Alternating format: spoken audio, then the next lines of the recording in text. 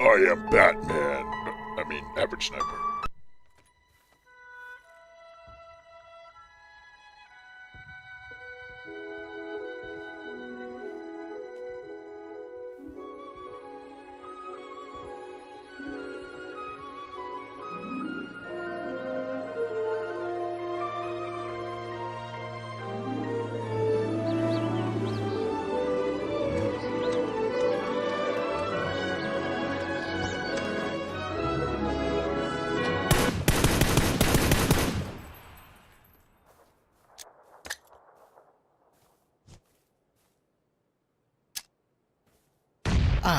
Camping care packages. One of my favorite ways to get loot in PUBG. Just owning an unsuspecting noob that runs up to the care package, just trying to survive, just trying to get a level 3 vest, level 3 helmet, and an awesome gun. Well, sorry, bud. I am now the one with the awesome gun, and, well, actually, I didn't take the gun because it was a Groza. Not my favorite, but I am now the one with the level 3 gear and the M24 sniper rifle that you so generously gave me.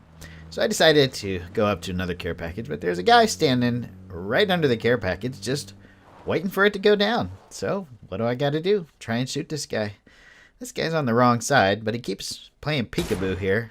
I take a shot and miss, and I'm like, take a shot and hit him, and then I realize the buggy just tried to run me over. What is happening here? So I'm like, all right, whatever. Let me join in the fun and drive up here. I don't know what this guy in the buggy's thinking, because he hops out like I'm not even there and is like, let me just loot the care package. Oh! I run him over. Somehow it doesn't kill him. I'm like, all right, let me just circle around here. There's another guy out there still shooting. Like, what is happening here? So I get out, shoot the guy. Now there's somebody shooting me from behind. I'm like, okay, whatever. Let me go take out this other guy that was up here. And this guy is just like, you know, walking around. Then I realize he's crashed, but his game has crashed. But no mercy. No mercy. He gets the front fender, just like anybody else that's crashed. So that's how my match started out. And I was like, all right, that's cool. I'm just going to drive around and have some fun here. We're already pretty far into the match. There's only 26 people alive. It was a pretty slow match until I found that guy at the care package. There was just nobody around for like the first half of the game. So I pull up here to shoot somebody further away, and I realize there's a guy on this care package. Like, what's he doing? How did that miss? Take him out. And I'm like, you know what? This guy probably just doesn't understand the direction of sounds yet. Obviously, he didn't hear the vehicle pull up behind him or hear me potato a massive sniper rifle round right behind him. So we're not going to talk about that. We'll talk about this next guy. So this other guy was down here shooting at me, but he decides to move. Shoot another potato shot at him. Another potato shot at him. I decide, you know what? I have 2 more potato shots to shoot, so let's go down here and see what we can do.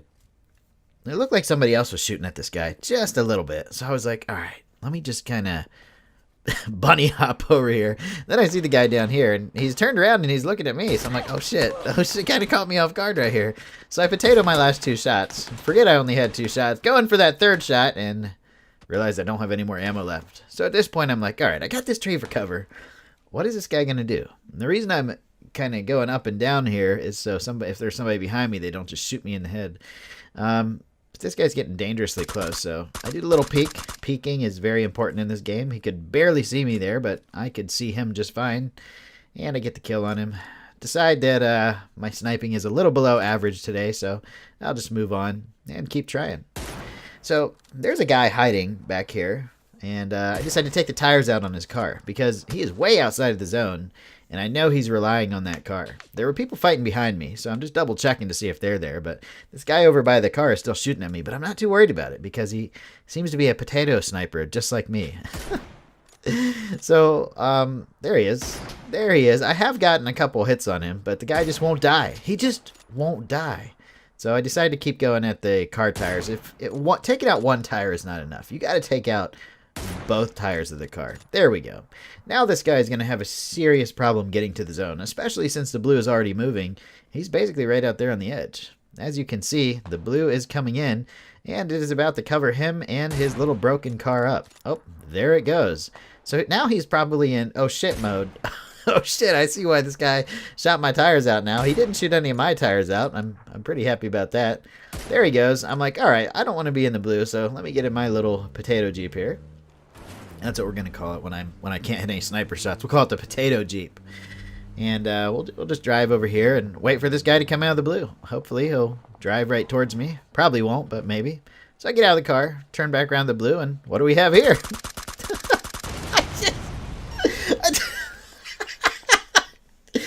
I don't know what this guy was doing. I feel kind of bad, but that whole thing was a long and drawn out plan to shoot his tires out, make it harder for him to drive into the circle. And it worked. This guy sneaks up on me. Holy crap, he gets some good hits on me. So I'm like, let me just hide and get a first aid kit off because this guy is a pretty good shot. So I decided to get out of here, go for some cover. Some gunfights you just don't want to take on. He kind of disappeared. And I didn't want him getting the best of me there. So I decided to roll out here and take my Jeep closer to the safe zone and try and find some cover. But as I'm rolling around, I basically end up running over a guy by accident. I'll show you. Right here. Whoopsie. Hello. What? Where did you come from, my friend? I didn't even see you there. That was some pretty good hiding. I don't get it. And there's my friend that was shooting at me from before. I'm not sure if that shot hit or not, but it looked like it should have. Maybe his shoulder or something. So we're still potato sniping. This guy, I don't know where he went. So I decided to get the grenade out. Right when I switched the grenade, I'm like, oh shit, he's right here. So I decided to do a little third person aiming, take him out fairly easily. So that guy's gone. But then a bullet just whizzed right past my head. So I'm like, all right, there's somebody out here that I still don't see. But there's only 2 enemies left. I mean, there's 3 total. So we've only got 2 enemies left. So let me grab a couple energy drinks and a first aid kit off this guy. And then I'll get out of here in my Jeep. So far, driving around in the Jeep has seemed pretty safe. So why stop now when there's only 2 enemies left? I know for a fact.